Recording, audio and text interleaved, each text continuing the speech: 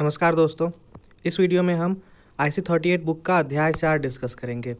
बीमा अभिकर्ताओं की नियामक पहलू, regulatory aspects of insurance agent. सबसे पहले हम इस अध्याय से संबंधित परिभाषाएं देखेंगे। अधिनियम, पहला है अधिनियम।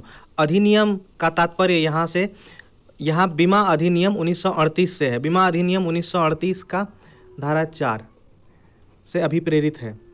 नियुक्ति पत्र, नियुक्ति पत्र बीमा अभिकर्ता के रूप में कार्य करने के लिए किसी भी व्यक्ति को बीमाकर्ता या फिर बीमा कंपनी के द्वारा जारी किया गया नियुक्ति पत्र से अभिप्रेरित है। अपील अधिकारी, अपील अधिकारी बीमा अभिकर्ता से प्राप्त आवेदन और अपील पर विचार करने के लिए उस बीमाकर्ता मतलब कि बीमा कंपनी के द्वारा नियुक्त किया गया प्राधिकृत अधिकारी है। बीमा अभिकर्ता, बीमा अभिकर्ता आप लोग जानते ही हैं। बीमा अभिकर्ता वह व्यक्ति है जो बीमाकर्ता या फिर बीमा कंपनी के द्वारा बीमा पॉलिसी की निरंतरता और नवीनीकरण एवं पुनः प्रवर्तन से संबंधित व्यवसाय को करने के लिए बीमा कंपनी के द्वारा नियुक्त किया गया आदमी।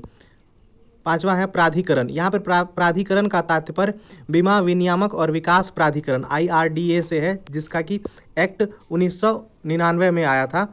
और 1999 बीमा विनियामक एवं विकास प्राधिकरण IRDA एक्ट 1999 का 41 धारा 3 के अधीन स्थापित भारतीय बीमा विनियामक और विकास प्राधिकरण। आगे है विविध बीमा अभिकर्ता। विविध बीमा अभिकर्ता को समग्र बीमा एजेंट भी कहा जाता है। यह वह व्यक्ति है जिसकी नियुक्ति दो या दो से अधिक बीमाकर्ता या फिर बीमा कंपनी के द्वारा बीमा अभिकर्ता या फिर एजेंट के रूप में इस शर्त के अधीन की गई है कि वह एक जीवन बीमा की कंपनी, एक जनरल इंश्योरेंस की कंपनी और एक हेल्थ इंश्योरेंस और एक एकल श्रेणी जिसको कि मोनोलाइन बोला जाता है बीमाकर्ता या फिर कंपनी में से प्रत्येक में से सिर्फ और सिर्फ एक ही कंपनी का एजेंट हो सकता है। इसके बारे में हम आगे भी डिस्कस करेंगे। बीमा अभिकर्ताओं की केंद्रीयकृत सूची, बीमा IRDA ने एक केंद्रीयकृत सूची बनाई है अभिकर्ताओं की, जिसमें सभी कंपनी में काम करने वाले, चाहे वो किसी भी तरह का इंश्योरेंस कंपनी हो, जनरल इंश्योरेंस हो या फिर लाइफ इंश्योरेंस, उसका डिटेल उस केंद्रीयकृत सूची में होता है। उसके बाद 8वां है काली सूची में दर्ज अभिकर्ताओं की केंद्रीयकृत सूची। कोई भी कंपनी अगर किसी एजेंट को ब्लैक लिस्ट करती है, मतलब कि काली सूची, ब्लैक लिस्ट का हिंदी काली सूची, जिसको कि किसी एक कंपनी ने ब्लैक लिस्ट कर दिया, कोई भी एजेंट जिसका कि आचरण अच्छा नहीं है या फिर उसने किसी पॉलिसी होल्डर के साथ धोखाधड़ी किया है, तो उसको ब्लैक लिस्ट में डाल दिया जाता है। तो IRDA इसका भी एक केंद्रीयकृत सूची मेंटेन करता है, सेंट्रलाइज्ड लिस्ट मेंटेन करता है। नामित अधिकारी, बीमा कंपनी या फिर बीमाकर्ता के द्वारा बीमा अभिकर्ता के किसी रूप में किसी व्यक्ति को नियुक्त करने के लिए, मतलब बीमा अभिकर्ता का बहाली के लिए कोई एक अधिकारी को नियुक्त किया जाता है, जिसे कि नामित अधिकारी बोला जाता है। परीक्षा निकाय, परीक्षा निकाय वह संस्था है जो बीमाकर्ताओं की भर्ती के लिए परीक्षा संचालित करता है और प्राधिकरण जो कि IRDA है उसके द्वारा इसे मान्यता प्राप्त होती है, जैसे कि NSEIT जो एग्ज़ाम लेता है, इंश्योरेंस इंस्टीट्यूट ऑफ इंडिया।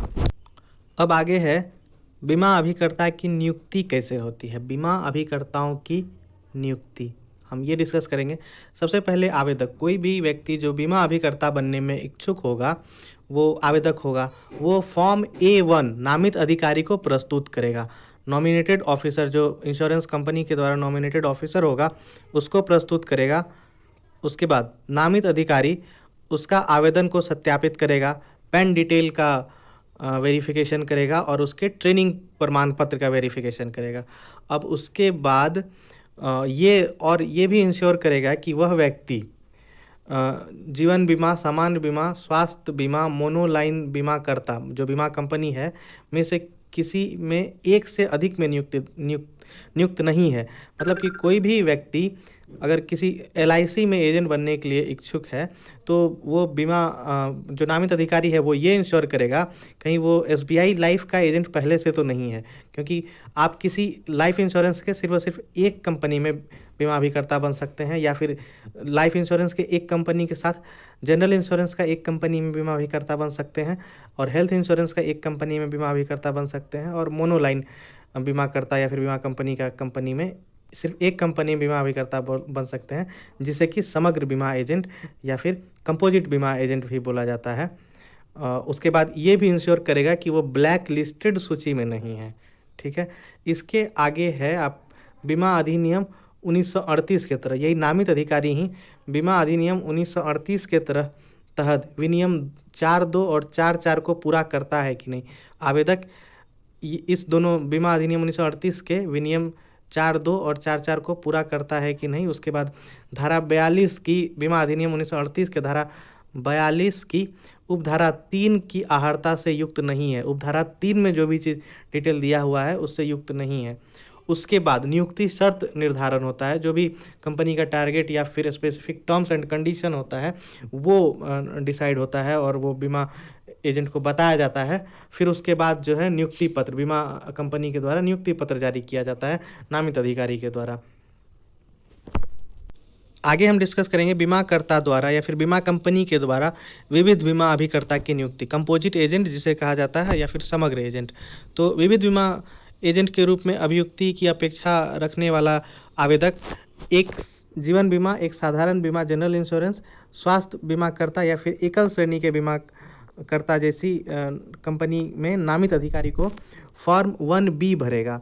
जो किसी सिर्फ और सिर्फ एक ही कंपनी में जो सिंगल एजेंट होता है, जो एक तरह के बीमाकर्ता, एक जैसे लाइफ इंश्योरेंस के एक कंपनी में है, उसे सिंगल एजेंट बोलते हैं। ये विविध कंपोजिट या फिर समग्र एजेंट जो बनेगा वो फॉर्म 1B प्रस्तुत करेगा और संबंधित बीमाकर्ता के नामित अधिकारी को फॉर्म 1B प्रस्तुत करेगा और विनियम 4 में बताए गए प्रकार और प्रक्रिया के अनुसार कार्रवाई करेगा। तो कंपोजिट एजेंट, जैसे कंपोजिट एजेंट का एक प्रैक्टिकल सिनेरियो देखते हैं। पहला है, मान लीजिए कि कोई वो एक लाइफ इंश्योरेंस में काम करता है LIC में, और तो इसके साथ आप दूसरा लाइफ इंश्योरेंस में SBI लाइफ में वो काम नहीं कर सकता। जनरल इंश्योरेंस के क्षेत्र की एक कंपनी ले लेते हैं NIACL, और अगर उसके बाद एक हेल्थ इंश्योरेंस की कंपनी ले लेते हैं जैसे कि मैक्स हेल्थ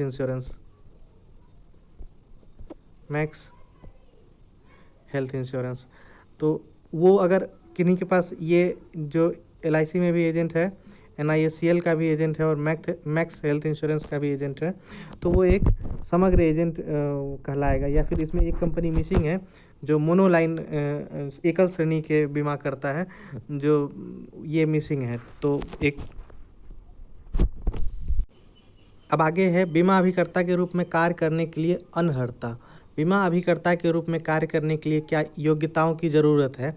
तो ये सारी अनर्हता के लिए जो भी शर्त है वो बीमा अधिनियम 1938 के धारा 42(3) के अंतर्गत निर्धारित की गई है। आगे है आचार संहिता। आचार संहिता, बीमा अभिकर्ता पर किस तरह के आचार संहिता लागू होते हैं। प्रत्येक अभिकर्ता नीचे निर्दिष्ट आचार संहिता का पालन करेगा। प्रत्येक बीमा एजेंट अपनी और उस बीमाकर्ता मतलब बीमा कंपनी की पहचान स्थापित करेगा जिसका कि वह प्रतिनिधित्व कर रहा है। अगर वो किसी पार्टी के पास पॉलिसी बेचने के लिए जा रहा है तो पहले तो वो अपना पहचान बताएगा कि उसका नाम क्या है, और उसके बाद वो उस बीमा कंपनी का पहचान बताएगा जिससे कि वो संबंधित है या फिर जिसका पॉलिसी वो बेच रहा है। दूसरा है संभावित ग्राहक को अभिकरण पहचान पत्र दिखाएगा। मतलब एजेंट को जो कंपनी के द्वारा ID दिया जाता है वो दिखाएगा, और मांग करने पर अगर ग्राहक डिमांड कर रहा है तो उसको जो नियुक्ति पत्र मिला है अभिकर्ता बीमा कंपनी के द्वारा, जो अभिकर्ता को नियुक्ति पत्र दिया गया है वो भी दिखा सकता है। उसके बाद तीसरा है बीमाकर्ता द्वारा विक्रय के लिए प्रस्तावित उत्पादों के संबंध में आवश्यक सूचना का प्रसार करेगा। जाहिर सी बात है, अगर कोई पॉलिसी बेचने जाएगा तो वो जो भी पार्टी है जो बीमा करवाना चाह रहे हैं, प्रस्तावक हैं, वो उनसे प्रीमियम का डिटेल पूछेंगे और कितने दिन की पॉलिसी है उसके बारे में पूछेंगे। उसके बाद उसमें क्या उसके शर्त हैं, क्या उसके नियम हैं, इसके बारे में पूछेंगे।